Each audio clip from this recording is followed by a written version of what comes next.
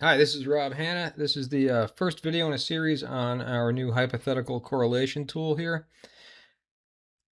Most people think that diversification is really just about reducing risk. And what I'm aiming to show here in this lead demo is that it really does three things at once, and that the benefit is a continuous dial as well. Every step down the correlation number really helps, and you don't need some kind of extreme value.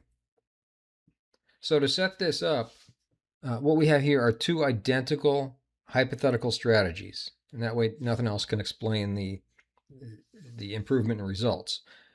Both strategies have the same expected CAGR, the same volatility, and the same allocation size. Right? The only variable is correlation, which I will show. I'm going to drag from high to low along the dial, and you can see the impact that has. So flipping into the correlation tool here, what we see in the statistics, and this is run over 800 trials, is that the CAGR, the compound annual growth rate, is about 10% across the board. Volatility is a little over 20%. Your sharps are all about the same. Max drawdowns are all about the same. So there isn't much difference between using one of these or two of these or blending them. But as they become less and less correlated, so at a 50% correlation, you start to see some benefits here, right? You're gaining a 0.5% in CAGR. Your volatility is starting to shrink with the blended model. Your sharps increasing, and the max drawdown's actually going down a good bit. As we go further and further down the dial, now we're only got a slight positive correlation. We've got almost another percent of CAGR. Volatility continues to decrease, max drawdown. Here we have zero correlation, and now you're really starting to see some benefits. So at no correlation, you're over 1% higher than you were, and your max drawdown is cut substantially from 36 to 21%.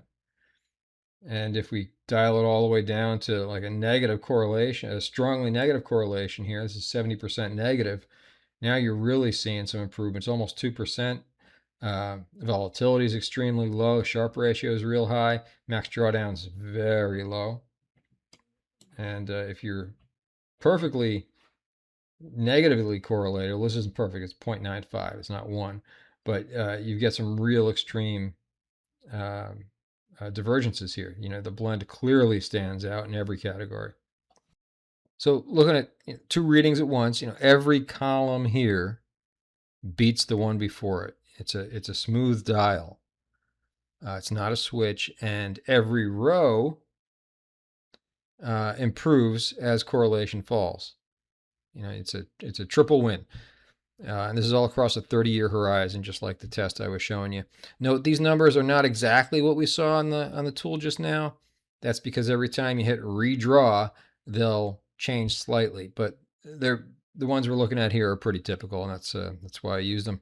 So to sum up, you get basically a triple benefit from low correlation. You got lower volatility, you get smaller drawdowns, and higher compound returns.